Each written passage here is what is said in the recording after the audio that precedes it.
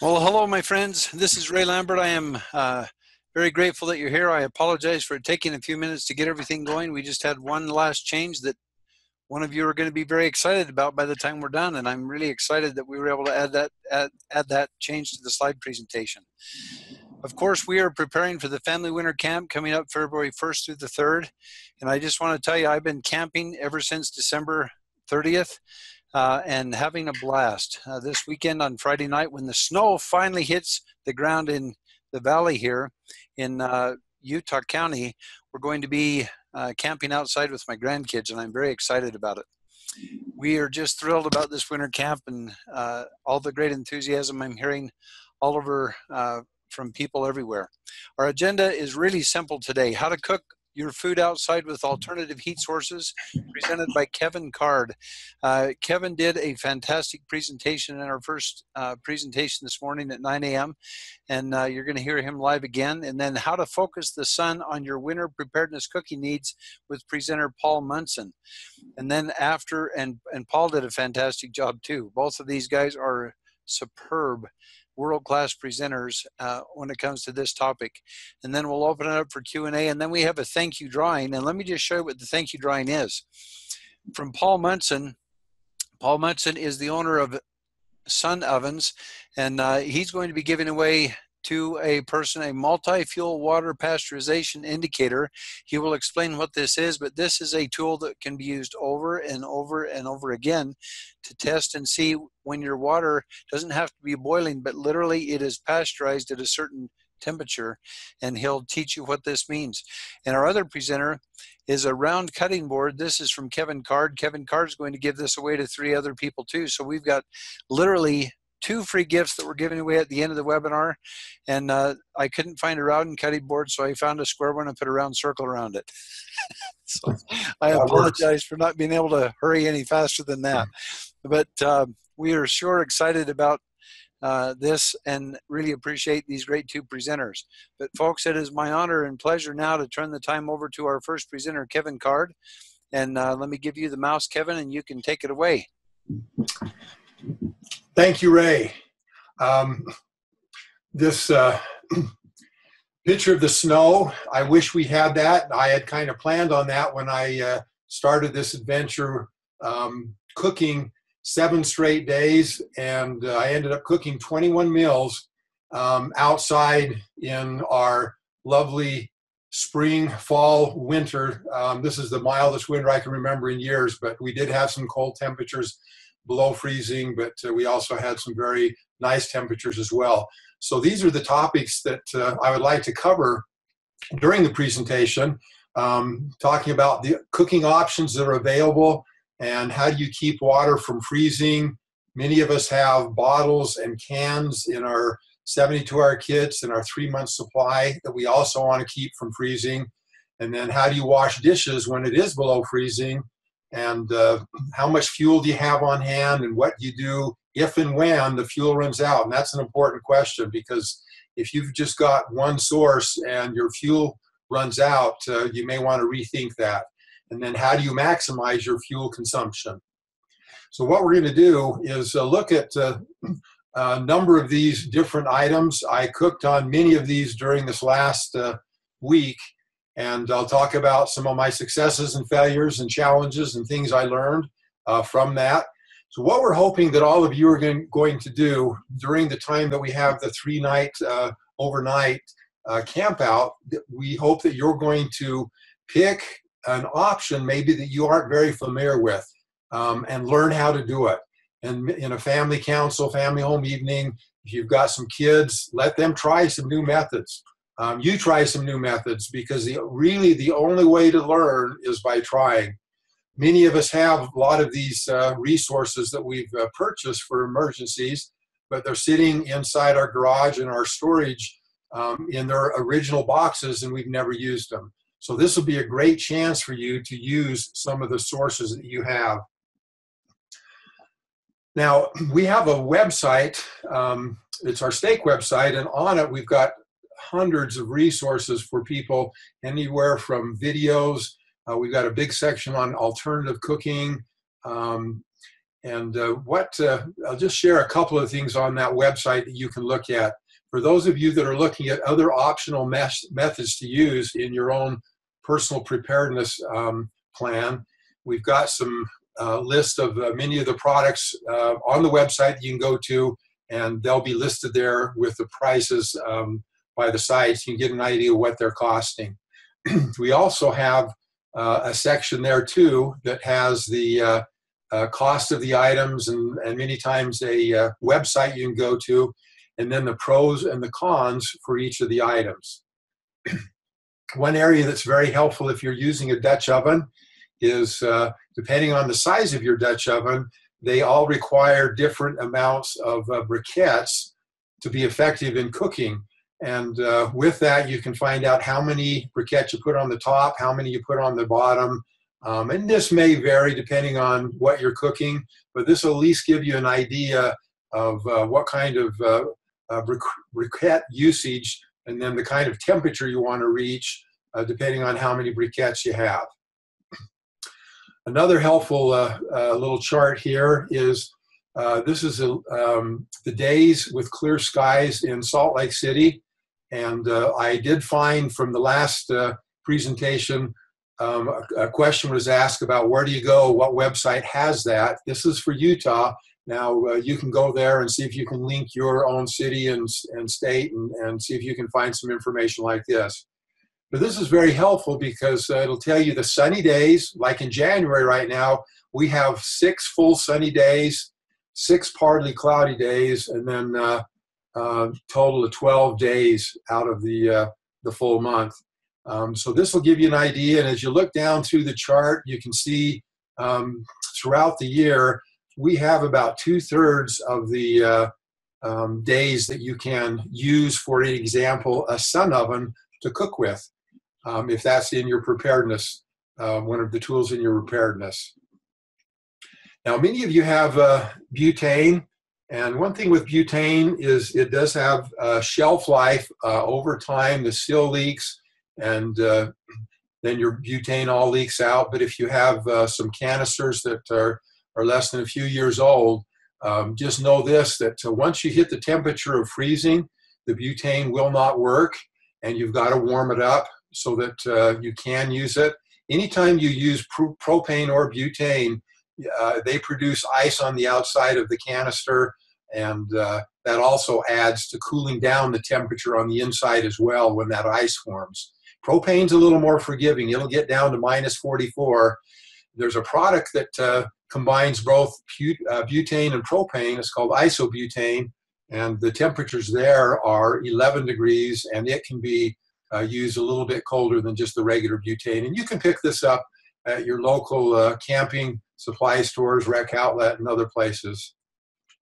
One thing that is helpful using the butane, if it is below freezing and you don't have a way to heat it up because you're outside, if you have water that's in the liquid form, you can put it in a small pan and put your butane in that to warm it up to above freezing and then use it. But you do need to watch out because, again, as the butane burns, the canister can freeze up. So you want to have fresh water. Make sure the water in there doesn't freeze up on you. Another helpful one, too, is this little strap right here is made out of copper. And this is a silicone wrist bracelet that you put around it. And by doing this, this will transfer the heat down to the canister and help keep it warm as well. Make sure you use silicone, not rubber, because the rubber will melt. Now, as we look at the issues that have to do with keeping water from freezing when you're outside and you're there for a prolonged period of time, we're going to go through these different options one by one and share some information with you. The first one has to do with the storage container of water that you're using. The larger the container, the longer it will take to freeze. And that's just because of the mass of the water in a 55-gallon drum versus this. This little one here will freeze in 5 or 6 hours. I tested it at -24 in a freezer, and I monitored it each hour to see where it was, and it was solid in that period of time. This will take a little longer, and obviously the 5-gallon will take longer before it freezes. So because of our mild temperatures this January, I couldn't really put it to the test outside. So what I did, the next best thing is we have a chest freezer, and I have a temperature gauge that has a high and a low range, and then the current temperature. And I found that its low range was -24, and that doesn't mean that's a constant -24, because as the condenser turns on in the freezer, it fluctuates, but that's the coldest it got. So what I wanted to do is I wanted to test out. So I got a little cooler like this, just big enough to hold some bottles. So I put 8 drinking bottles in. They're about 16 ounces, and I put them inside this cooler. I did a single bottle, and it took 6-7 hours before it froze solid. When I tested the water inside here, I put a thermometer in here as well, that high-low thermometer, and after 7 hours, the temperature inside was 26 degrees, and I was worried, okay, they're going to freeze, so I needed to do something so they wouldn't freeze. So what I did is I added some reusable hand warmers, and the nice thing about these hand warmers is you can put them in and use them night after night after night and use the same ones. And I've got a little clip on that we'll show you in the next slide. So what happened is I tested this for 16 hours at this temperature, and what I found is that the top 2 bottles were a little slushy. They weren't frozen solid, but they were a little bit slushy, and I think it's probably because of the fit around the lid wasn't very tight. The temperature when I got it out after the 16 hours was about 25 degrees inside this little cooler. So what I wanted to do, I said, okay, let's see what happens if we have a solid mass of water, simulating if you had a gallon jug or a 2-gallon container that was actually the same size of this, put it inside. What I did is I just left the bottles in and filled the container with about 1.5 gallons more water, and then left the thermometer on top so I could monitor the temperature and the highs and the lows at the end. And what I did is I heated up hot tap water, which was about 114 degrees, and I put it inside. I also heated the bottles up too with that same hot tap water. So the temperature inside was about that, and I left it in the freezer for 24 hours without any hand warmers, just to see what the insulation of this little cooler would do. What I found out the next day, I opened it up, it was about 23 degrees, and there's a 1/4 inch of ice on the very top. But the interesting thing was that none of the bottles were frozen. All of them were still in a liquid state. So that was an interesting little discovery that I made doing that experiment. Now these reusable hand warmers, this is a great little product we did in our steak. We did a steak bulk buy on these, and we probably sold $10,000 worth of these. They have neck warmers, hand warmers, back warmers, and if you buy them in a bulk quantity, you can get an excellent price, half the price what you normally could online. The way they work is inside the hand warmer, it's a liquid form, kind of a gel, and they've got this little disc in here, and by activating the disc, the hand warmer heats up, and then it turns a different color, and it warms up to around 100, anywhere from 115 to 130 degrees. So you activate this by snapping it. It's kind of a concave shape. So you snap it and it heats up. And then in order to activate it so you can use it again, you boil it for 10 minutes. I did this outside on a rocket stove, and I boiled it for 10 minutes. And then once I got it to boiling, they turned back to a liquid form. And I left the hand warmers inside. And let's just show you a little clip on how this works. Hot Snap's reusable heat packs provide reliable heat instantly. Simply bend the internal metal disc, and the heat crystals form before your eyes. In a matter of seconds, the Hot Snaps heat pack will reach upwards of 130 degrees. Hot Snaps are safe and non-toxic, and no electricity is required. They're great for camping, hunting, fishing, hiking, even sporting events and skiing, and they're completely reusable. Simply boil them in water or heat in the microwave to reactivate. Order your Hot Snaps now at hotsnaps.com. Conveniently sized no matter where you go. So order your Hot Snaps now. With hot snaps, keeping warm is a snap. All right, so once you put them in the water, you get them activated. If you have a larger cooler than what I was showing in the picture before, let's say you had a big enough one that you could put gallons or even maybe a 2-gallon or a 5-gallon jug in, and you filled it. What I would recommend that you do is once you heat it up, and you may have many more in here that you're using, you can, 8, 10, 12 of them, get them all heated up, turn back to the liquid form. Then you put the pan with the reusable hand warmers inside your cooler and put a lid on it, and then leave it there, and shut the lid, and make sure that you've got plenty of insulation material around whatever amount of water you've got in your cooler.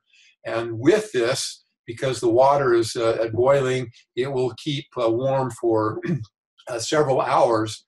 And then in the evening when you're going to bed, what you can do is take out all of the hand warmers when the temperatures inside have got cool enough that you're worrying about the water freezing. You reactivate them and put them around your water containers, and then let them stay the rest of the night. And by doing that, you should be in good shape the next day and not have to worry about thawing a giant ice cube. Okay, the next question is, how do you keep bottles or cans from freezing? Many of us bottle fruit, vegetables, meat.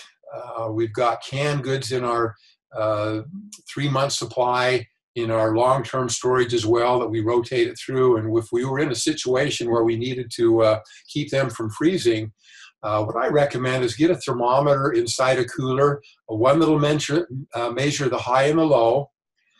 Put the food in a cooler with insulating material around it, just like with the water. And depending on how cold it gets, you can use the reusable hand warmers. Monitor the temperature and then add the warmers at night as needed, so that you can maintain a temperature between 32 and 40 degrees. This is the temperature that the refrigerator manufacturers recommend that you keep your food at, so it doesn't freeze or get too warm and then start growing bacteria.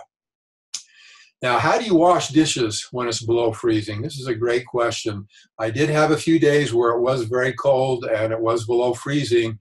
And what I chose to do is I decided I wanted to do one heat source and 3 meals. So I used a lot of dishes to get the meal prepared so that I could have a lot of dishes to wash with and test. And so here's what I did is I had a heat source, and I got enough hot water for a wash basin, rinse one, and a sanitizing one. I added soap to the hot water, and then I had the rinse, and the cool water rinse was around, lukewarm, about 75 degrees. And I used Clorox, tablespoon of Clorox per 2 gallons, and I let it stay inside the water. If you can do this for 2 minutes, that's what they recommend for the best way to sanitize your dishes. And then I let it air dry. Rubber gloves were very handy with this as well. So what I did is I had a container outside, a 5-gallon one that I emptied into this 5-gallon pan, and the temperature of the water was 41 degrees. So I had to heat this up to, I didn't get it to boiling. I got it to hot enough that you couldn't put your hand in it. That's why the rubber gloves are so helpful. But once I got it heated up, what I did is I put it inside these different buckets. Each of these buckets holds about 3 gallons completely full. So I only fill them up to about the 2-gallon level. I put the soap in this one, the hot water in here, and then I put 1 gallon, the leftover gallon here with another gallon of cold water, and then I added Clorox. Now, you can add some other products too to that.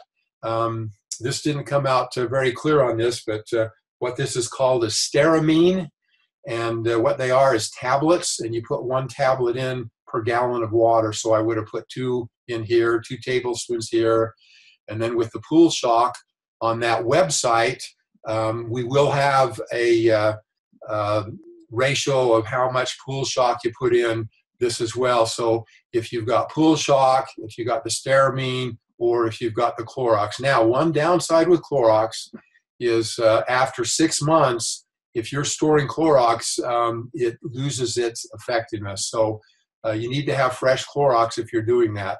I called the stearamine people as well to ask them how long their product lasts. And they said about 2 years, it starts losing its effectiveness. It still will work, but it won't be as effective after the 2-year period. And I'm assuming the pool shock would be in the same ballpark.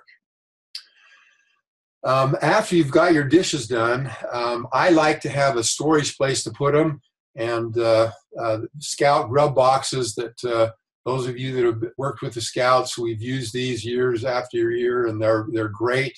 My wife said, this is what I want, so I made 2 of these, one for the pots and pans and the dishes, and the others for some of the other things, and she wanted certain sizes to put different things in. So these are very handy. They've got a fold-out table that you can use to either do dishes on or prepare food, and then they've got a latch to keep the animals out.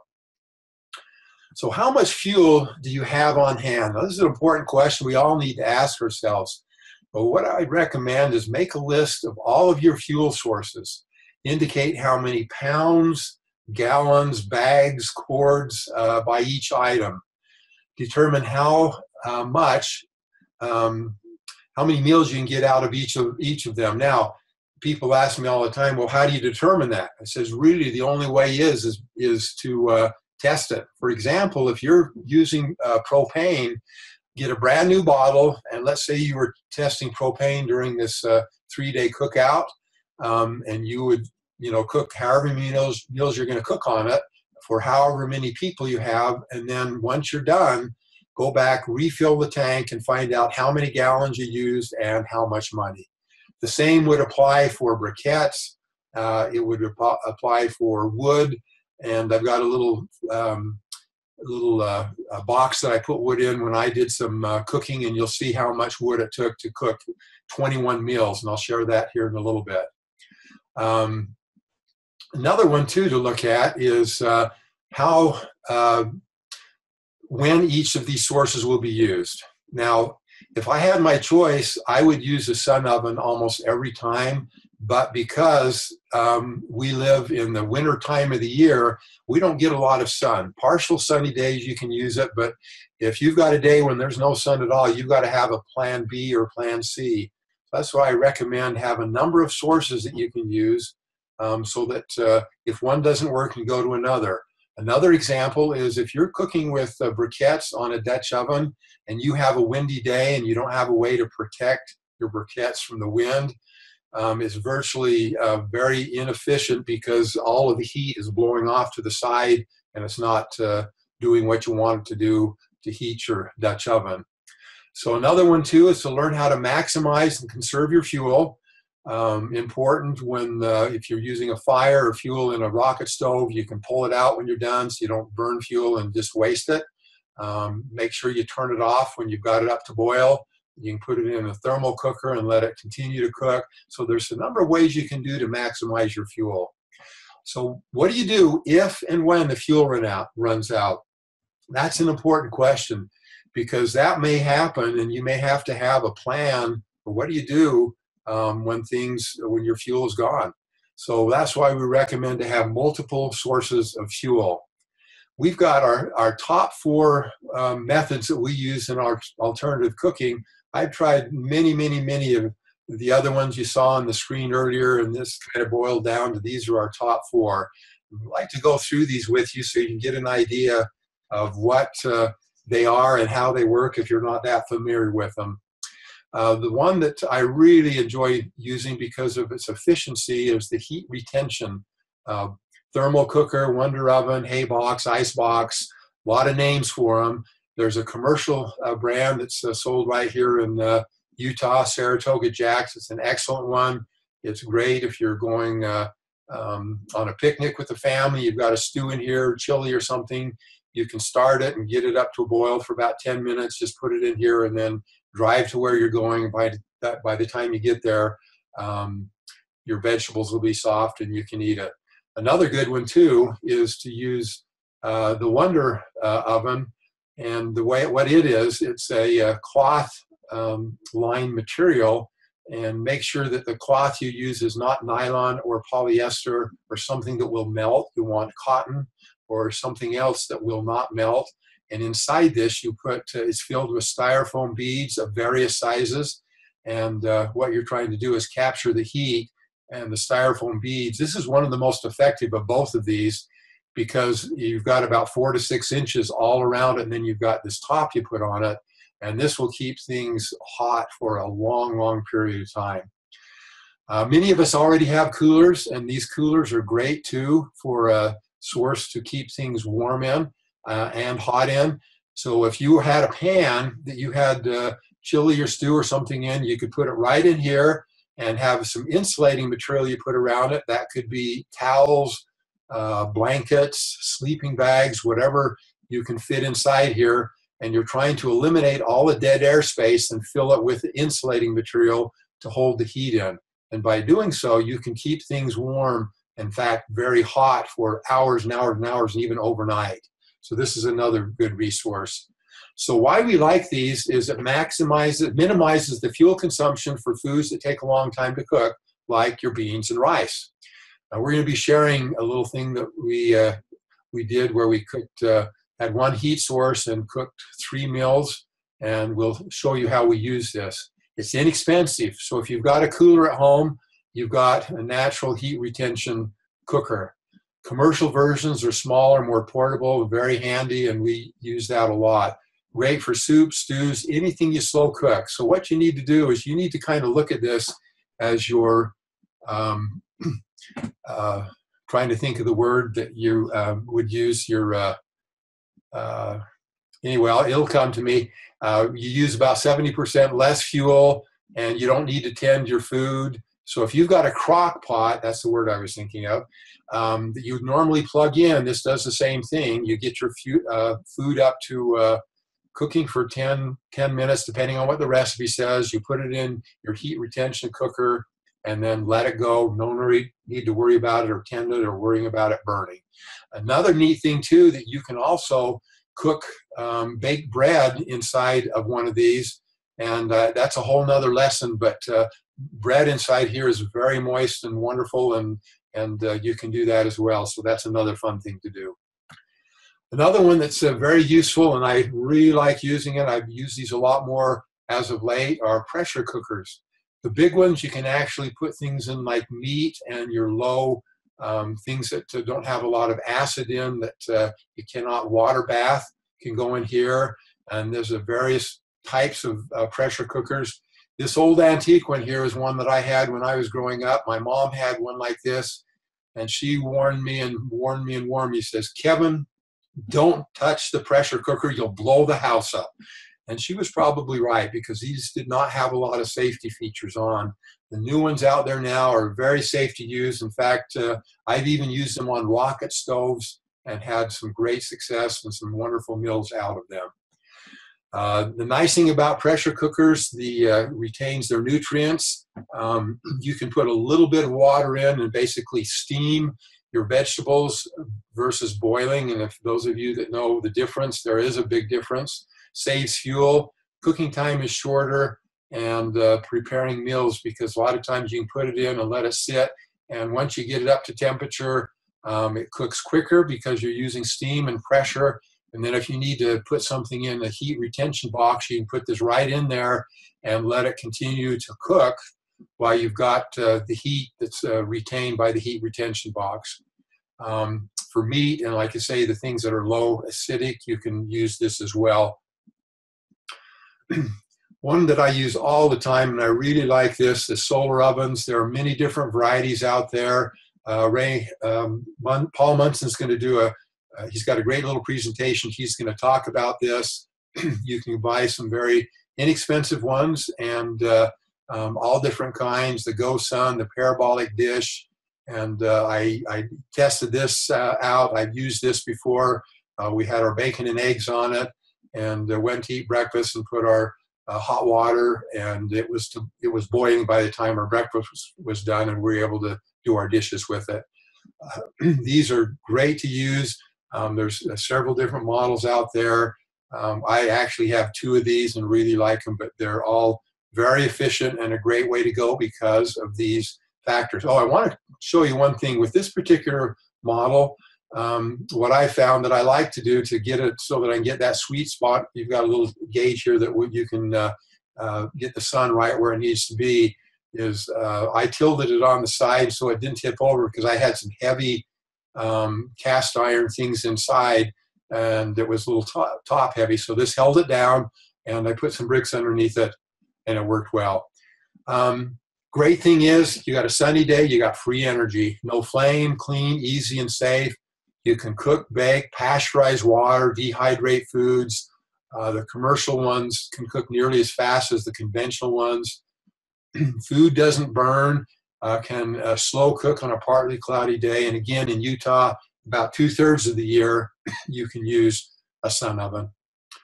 Rocket stoves, these are a lot of fun, and there are hundreds of rocket stoves out there, anywhere from the small backpacking to the big ones that a family can use like this, where you can cook on the top, or you add an oven on top of it, and then you can bake inside of it, and you can also cook on the top at the same time using very little fuel. So I've got a little video we're going to look at so you can find out some tips and tricks on how to use a rocket stove. With the purchase of your rocket stove-in from your professional camping friends at Deluxe Camping, you are ready to cook outdoors without the mess and without using a lot of wood. By using the Deluxe Camping rocket stove-in, you can cook cleaner and more efficiently.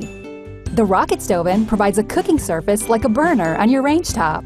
It burns cleaner using much less wood than an open campfire, creating very little smoke or ash. It is densely insulated and has a 1/8 inch thick steel burn chamber. This design channels the heat from the fire inside the burn chamber to the cooking surface on top, where you can use a pot to boil water or cook a soup or stew. You can also easily use a frying pan to fry bacon and eggs or cook any other food. The types of pots and pans that can be used include different sized frying pans, a Dutch oven with legs or one with a flat bottom, a stock pot, a coffee pot, and even a pressure cooker. With the special cooking platform, you can even cook with pans that have an uneven or round bottom. You could even remove any pots or pans and cook s'mores. To start a fire, pull out the steel plate and put the fire starter, egg carton section with melted wax and wood shavings on the back of the plate that will be pushed into the burn chamber. Light the fire starter and put in 5 or 6 small sticks or twigs. Once the fire starts to go, add larger wood. 2 to 3 inch diameter wood can be used. As the fire burns, the sticks or wood will need to be pushed into the back of the burn chamber. It is helpful to have a stick to push the wood. Deluxe Camping has taken the rocket stove concept to a whole new level. Instead of having just one cooking surface where you can cook with a pot or pan, the rocket stove-in allows you to securely attach an oven on top by using a special clamp.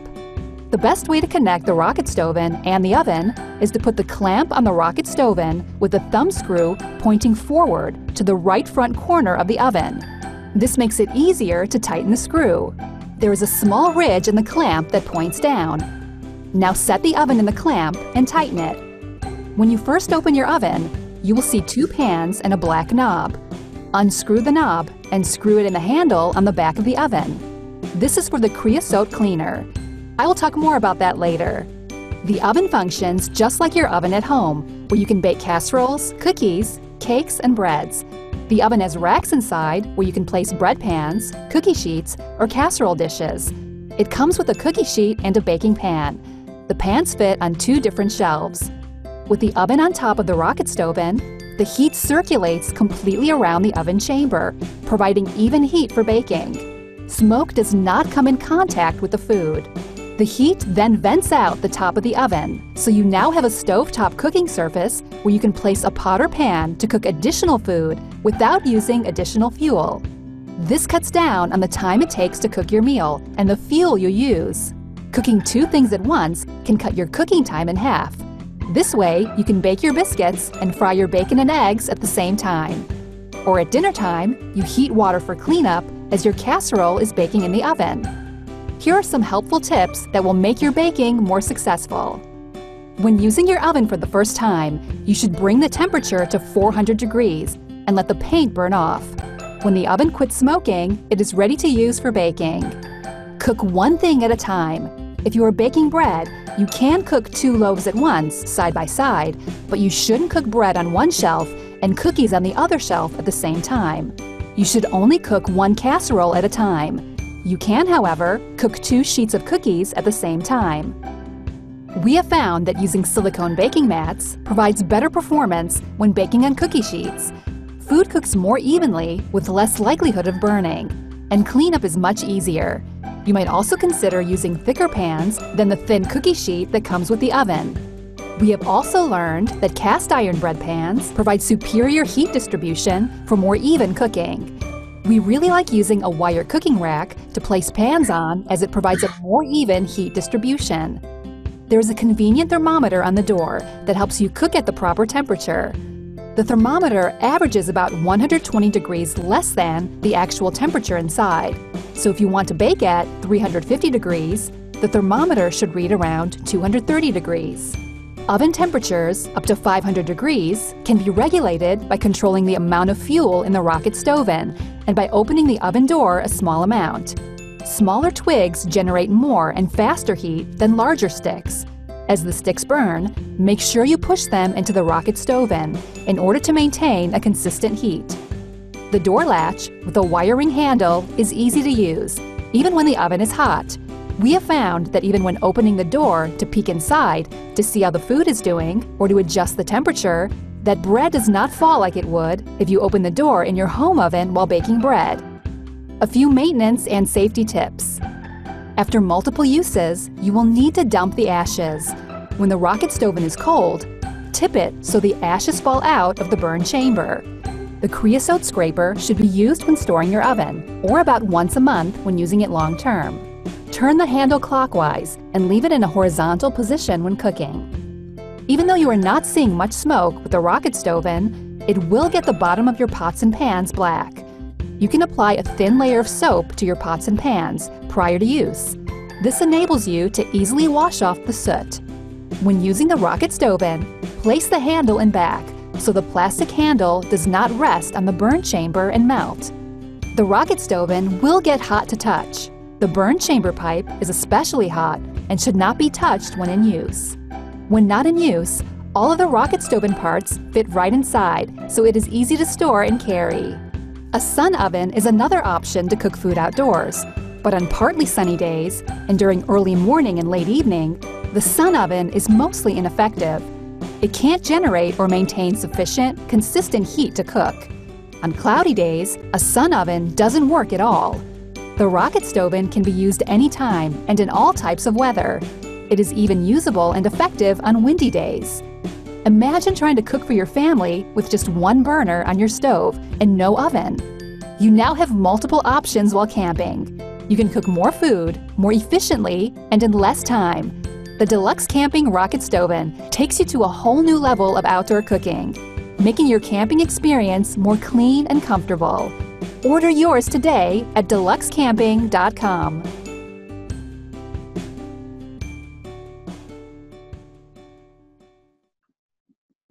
All right.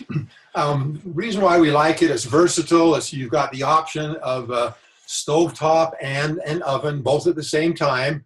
It's efficient, uses to 50 to 75% less fuel than an open fire. It'll burn wood, coal, briquettes, pine cones, excuse me, virtually anything that will burn. You can put rolled up newspapers, magazines inside.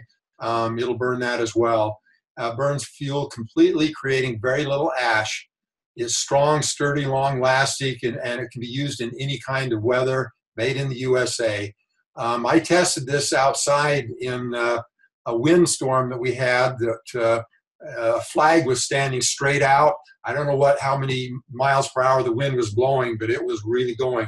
If I were using a Dutch oven, it wouldn't have worked, but I can turn the burn chamber away from the wind, and it still was very effective as a heating source. So I did a little experiment. I had no clue how much wood it would take to cook for 7 days and do 21 meals. So this is the same picture of the, 3 pictures of the same bucket. This was full, and what I did is I cooked 7 days, these 21 meals, and that's how much fuel was used. So I used about half of the container of fuel for 7 days. That was really amazing to me. I had no clue that that's how efficient it would be. I've cooked on it for 3 or 4 days at a time, but never full time for a week. With that, to get an idea of how efficient it is, that log right there you see by the hatchet, what I did is I split that into the wood you see up there in the right-hand corner, and that's how much wood I used to do all of the following. I cooked bacon and eggs for breakfast, then I cooked some hot chocolate. For lunch, I made 2 loaves of bread for sandwiches, and then for dinner, I cooked hamburger and made the chili. And then on top of all of that, I heated hot water that was at 41 degrees up to hot enough to do dishes with, and all of that off this little wood. So it is a very efficient way if wood is the source you're using. Now, this is a picture of some of the meals that were cooked during this. We had pies and cakes and casseroles and all kinds of things, sweet rolls, lasagna, pizza, grilled cheese. We did use the Go Sun and the Sun Oven when we did have a day where we had a little bit of sun, so I was able to use those. So we did put it to the test. You can see right here we've got a pressure cooker on top of it. We had some great ribs right here that we did in here, and then we, at the end, once we got them so they'd fall off the bone, we added some barbecue sauce and put it on inside the oven for about 5 minutes on each side with the barbecue sauce on it. Oh, they were fantastic.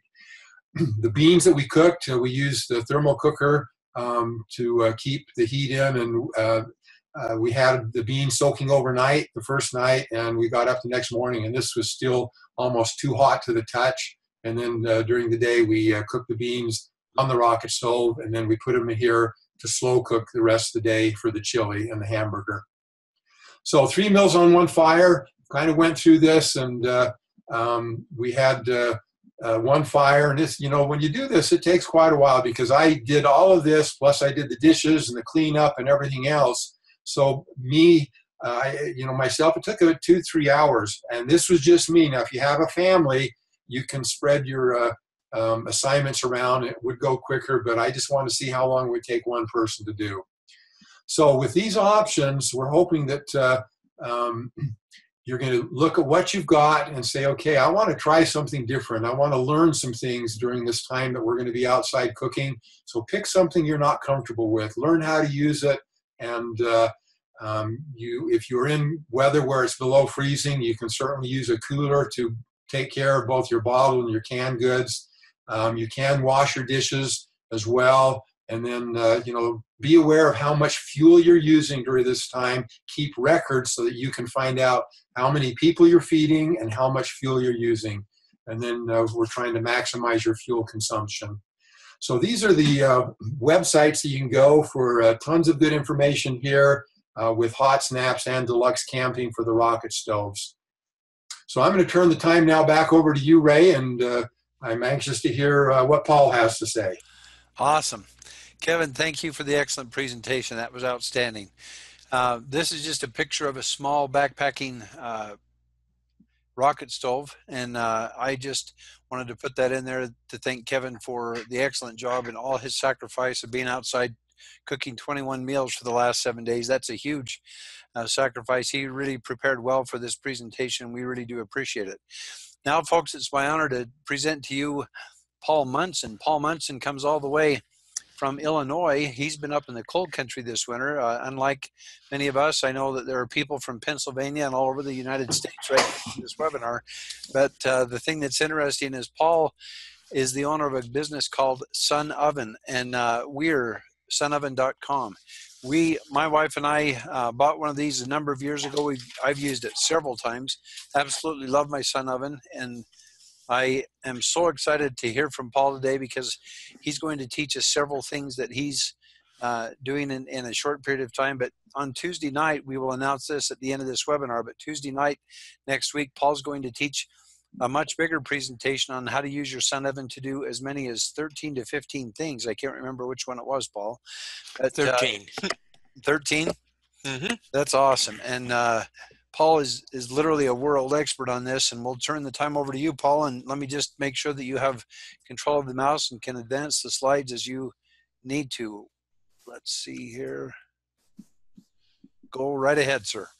All righty. Very good. Well, thanks, Ray. Appreciate the introduction, and want to talk just a little bit about focusing the sun on your winter needs. And, you know, as you look at things and look towards when preparedness cooking, particularly during the winter, a lot of times people think, well, it's winter time, so the idea of trying to find something that you'd be able to use like the sun doesn't make a lot of sense, but actually it does.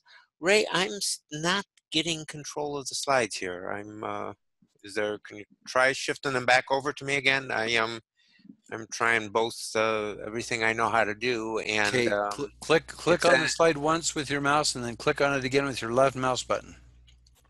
So just click on it once. See if you can move it around on there. I can see it moving. There you go. Okay, great. Thank you so much. Appreciate it.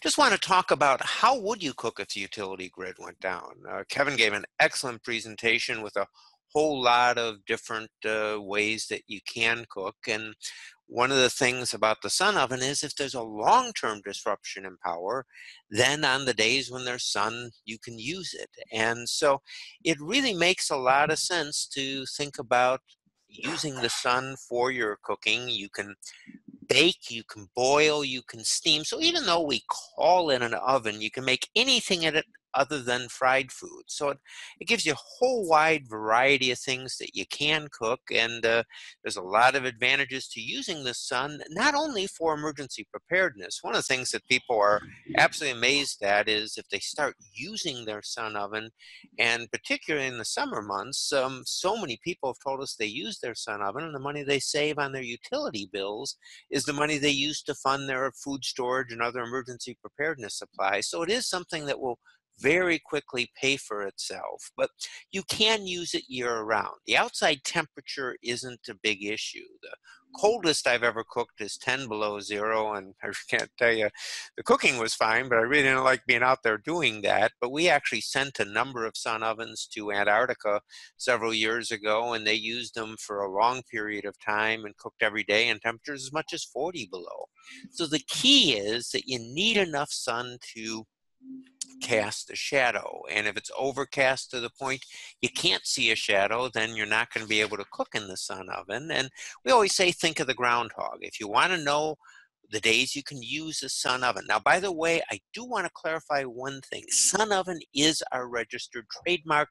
It is our product. About half of the things that I talk about wouldn't apply to some of the knockoffs and some of the other things that are on the market. So I want to clarify that this applies only to sun ovens, not necessarily to all solar ovens, so there isn't any misunderstanding. But the sun oven is able to cook as long as you can see a shadow. You're going to be able to cook in it. And days when it's overcast, you're not going to be able to use the sun oven for your cooking. I'll explain another way you can use it on overcast days in a few minutes. But it is something that's a wonderful way to cook year-round. But one of the wonderful things about the sun oven is that when you cook in the sun, nothing burns and nothing dries out. So you really don't have to worry about burning food. Now, there's two ways to cook in the sun oven. And let's say you're going to make a 3-pound chicken. If you put a chicken in the sun oven and you set it facing south early in the morning and you left and let it cook all day, it could slow cook. Or you could take a 3-pound chicken, put it in the sun oven, and if you realign it every 30 minutes, you can cook in about an hour and a half. So if you realign it every 30 minutes, your cooking time is only going to be 15 minutes longer for each time you open the door of the sun oven than it would be if you cooked in your gas or electric oven or on your stovetop. Or you can choose to just let it cook all day. But because nothing burns, nothing dries out, you really don't have to worry about it. Now, the sun oven does have a leg in the back that adjusts so that you can raise or lower it to meet the sun wherever it is on the horizon. But that leg does come, it's a T-shaped leg, and it comes with stakes.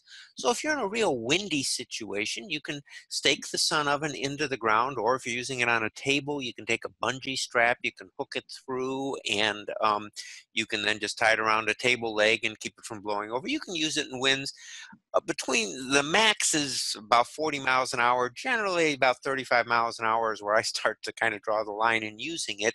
And it's not that it's going to damage the sun oven, it's just very difficult to be able to get around and do things with it. But you can use it in the wind. And we'll talk about the adjusting of the sun oven for winter cooking on Tuesday night more. There's a way that you can just turn the sun oven so you can use it even in for winter cooking, or also you can use it for early morning or cooking later in the day. And we'll show some pictures and talk about that in more detail in the class on Tuesday night. But it is designed so that you can meet the sun wherever it is in the horizon, regardless of the time of day or time of year, and to be wind resistant. Now, as you think about your preparedness, of course, most of us have food stored, and anybody who's watching this probably has food stores. My wife and I guess you'd call us dyed-in-the-wool peppers. We have been storing food and preparing since the Y2K time. So we've been doing it about 19 years now, and we have a lot of food stored. And we live in a rural area out about 60 miles west of Chicago, and it's a farm community. Within a mile of me, I only have two neighbors, and one of them is my daughter. So we've got a pretty nice isolated area and do a lot to prepare. And we create a lot of our own food stores with what we grow and things. But if you have food stored, that's something that's important. And you can store food for a long period of time with the shelf life of a lot of things, but you can't store fuel for a long period of time.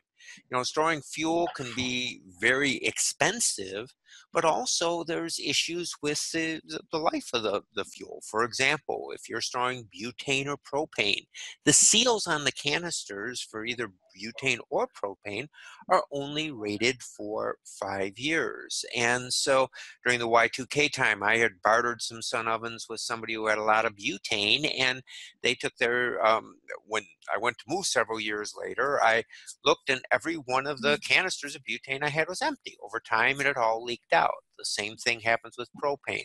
I always mention in every class, though, the issue of storing propane, besides for the seals only being good for 5 years. If you're storing canisters of propane, you really need to make sure you know how much propane you can legally store.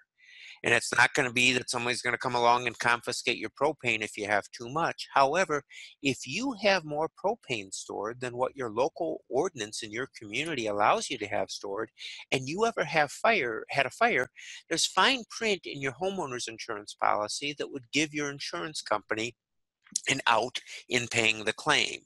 I remember reading that in Mormon Times in 2009, and at that time I lived in a townhouse on the outskirts of Chicago, and I had 9 canisters of propane stored as a backup for my sun oven. I thought, wow, this is great to have this.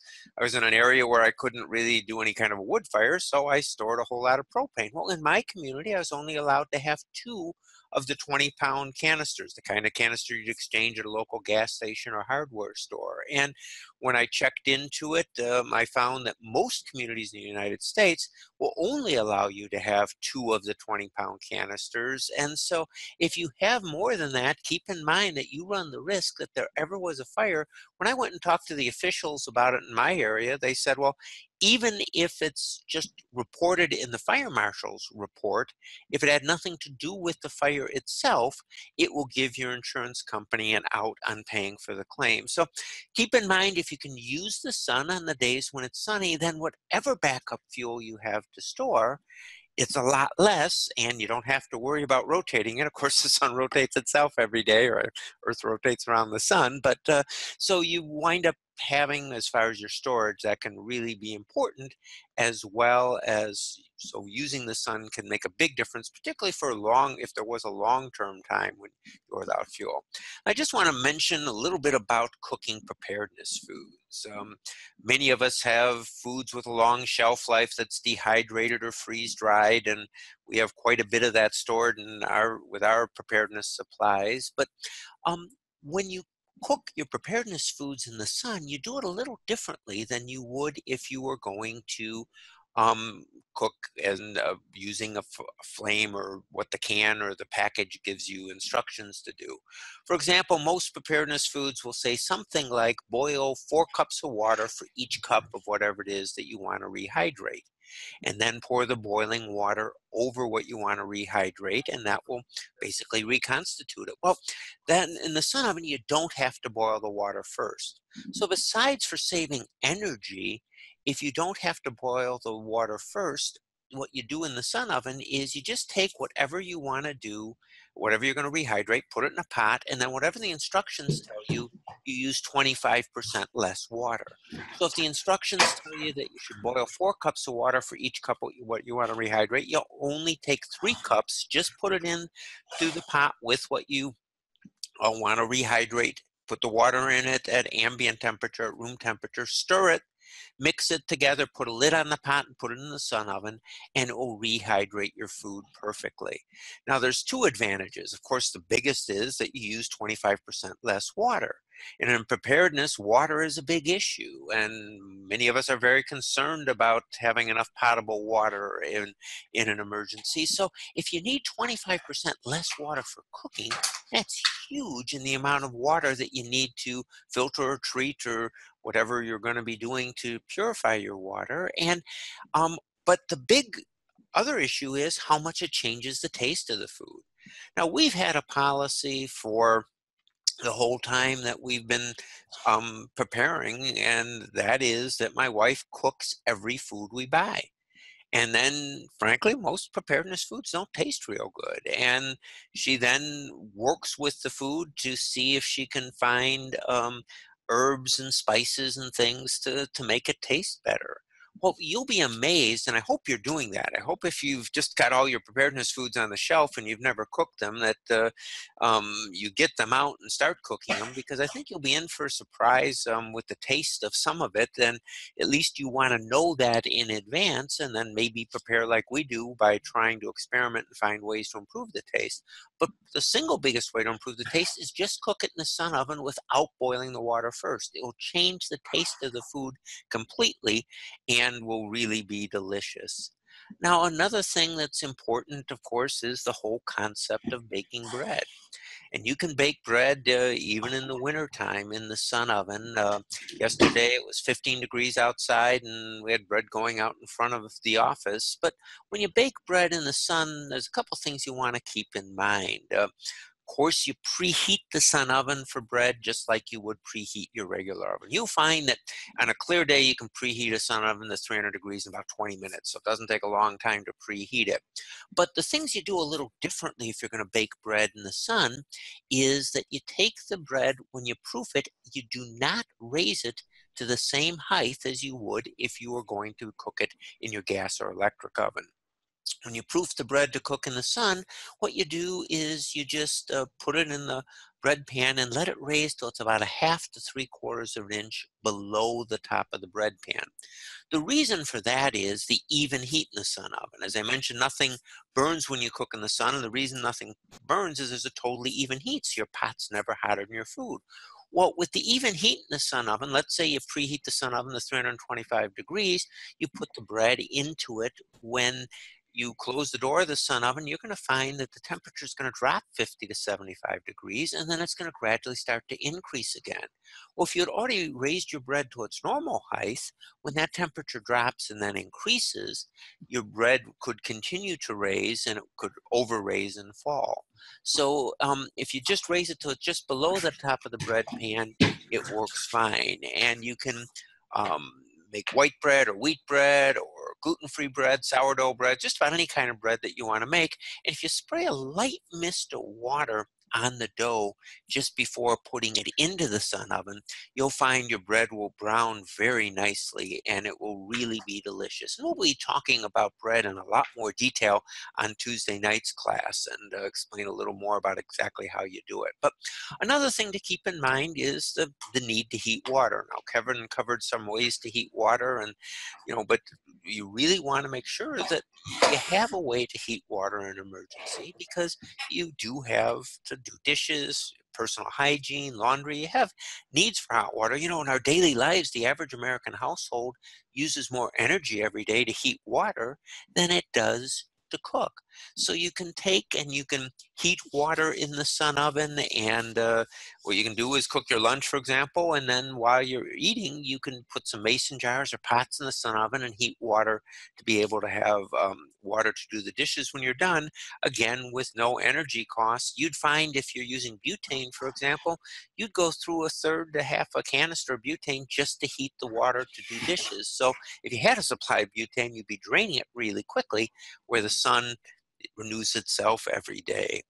Another thing is to keep in mind with the sun oven is that you can boil or you can pasteurize drinking water. Now, both boiling and pasteurizing kill the biological contaminants in water. Pasteurizing kills the same germs or contaminants that boiling does.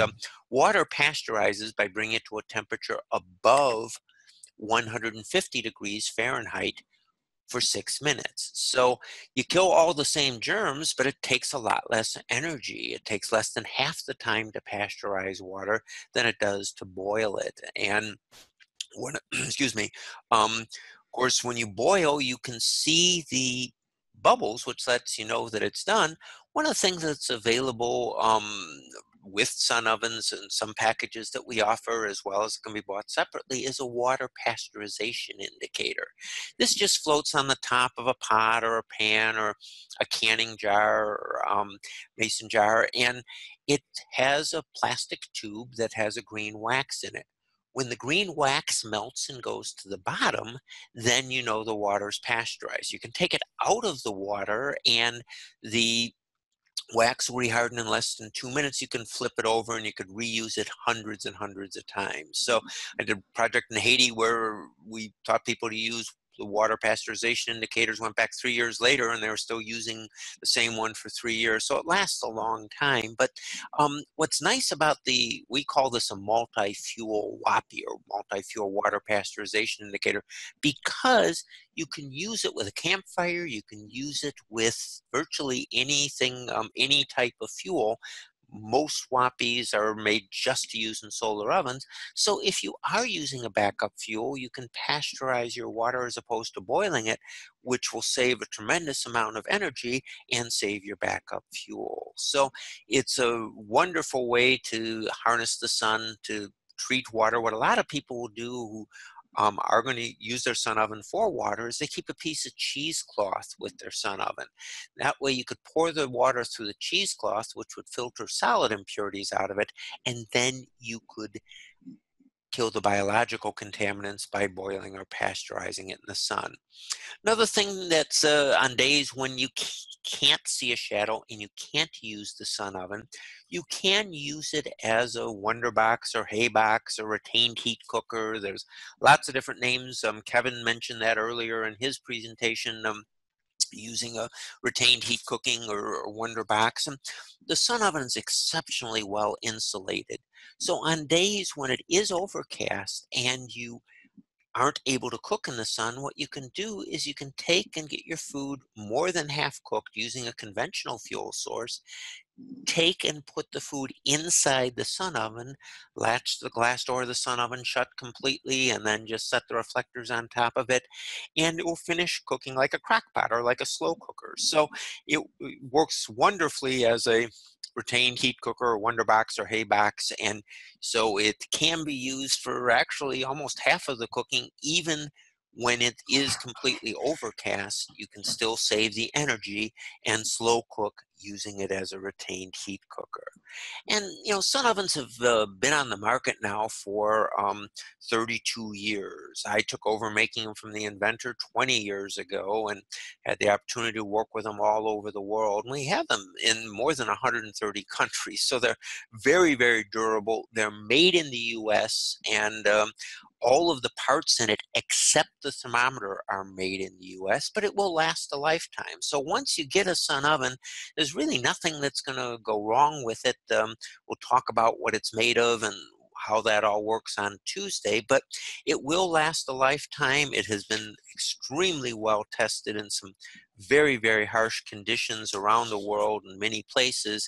So when you get it, once you've invested in one, you're going to be able to use it for life. And if you just start using it, you'll be amazed, particularly on hot days when you do all your cooking outdoors, how quickly it pays for itself. But on Tuesday, we'll talk about cooking foods and how delicious they can be. So we're going to be doing the class on how to focus the sun on your preparedness needs on Tuesday night at 7 o'clock Mountain Time. So keep your eye out for an email on that, and we'll then be able to address in a lot more detail many of the things that you want to know. There are 13 different ways you can use the sun oven.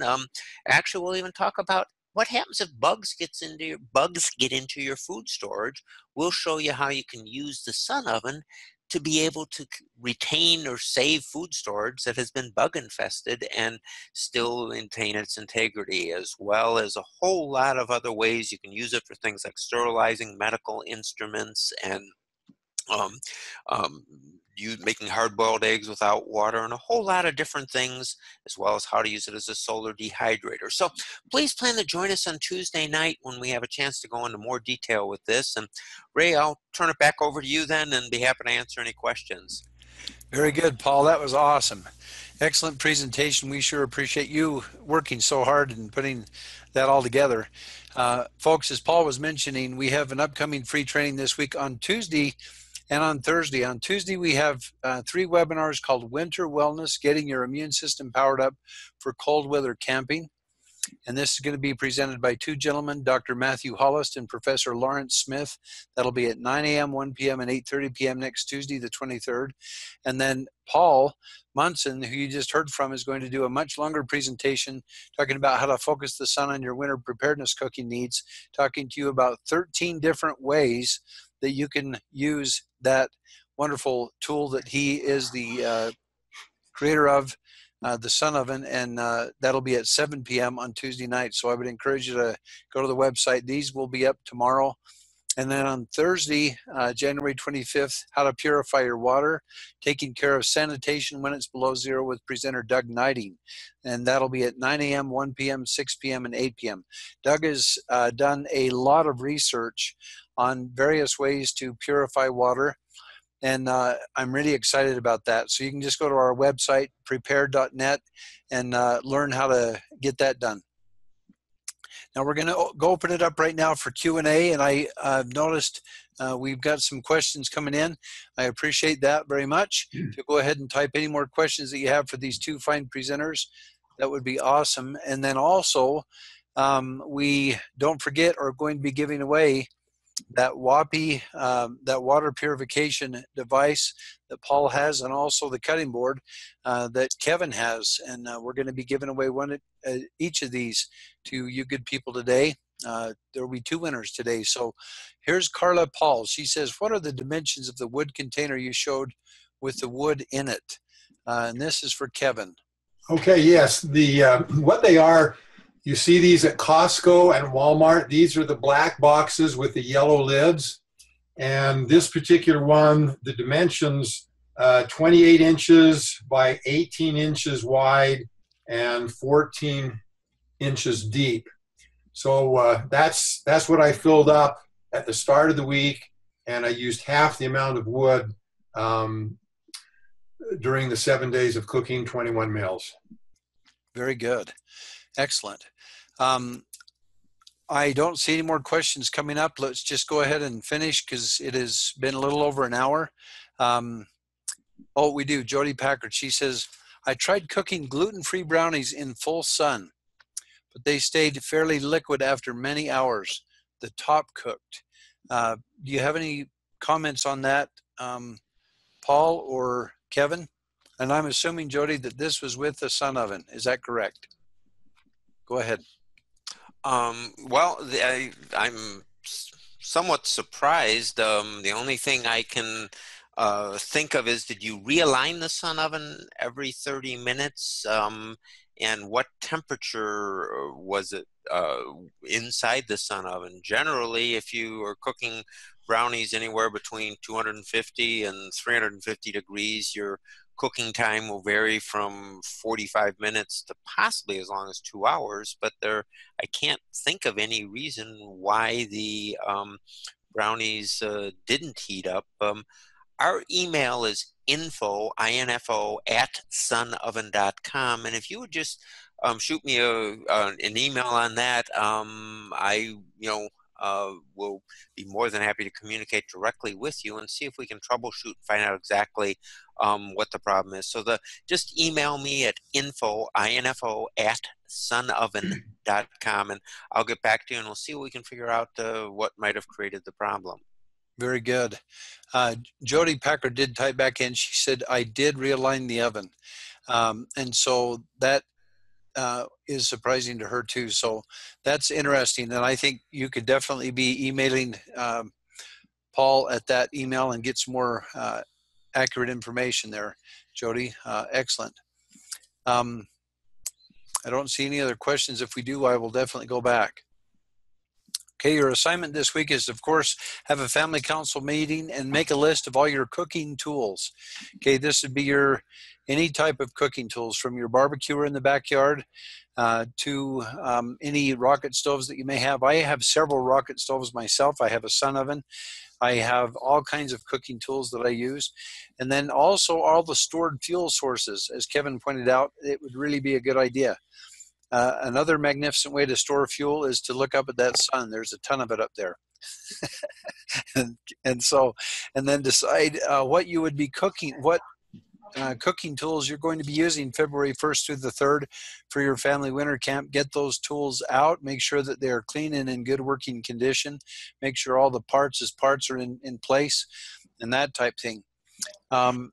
Jody Packard just typed back, maybe a problem was the gluten-free flour that she had in her brownies, where she was doing gluten-free brownies. And that's what Jody Packard indicated. Have you ever had any experience with gluten-free flour being slower to cook than regular white flour or brown flour that you would get from wheat or anything like that, Paul? Well, with bread, yes, gluten-free bread does definitely take longer to cook.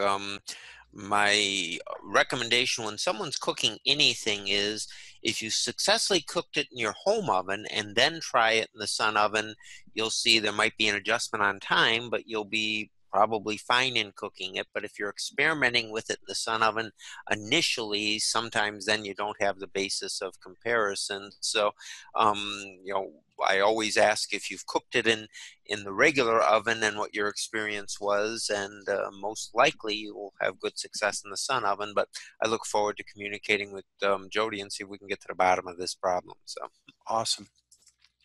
I just want to remind everybody that you can go to our website and you can go to the resources and see under the blog the checklist and also the past webinars, and then the vendors where we have these codes and so on are available.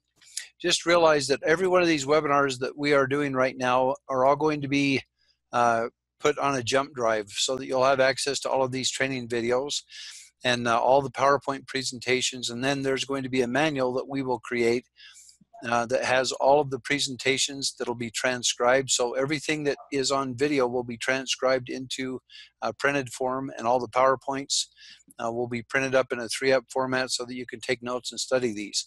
The reason we're doing this is so that you can obviously study and train your own family and train your own people in your own stakes and so on, and your own communities all over the place to get this done.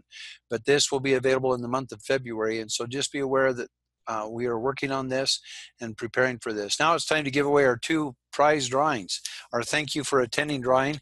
And for the multi-fuel water pasteurization indicator, and this comes in a set of 3, Paul said, our first winner is going to be Kim Shamy, S-H-A-M-Y, Kim Shamy. And that will be, of course, Miss Kim, if you will send us an email with your address and your phone number, we will make sure that you get that, Miss Kim. That's awesome.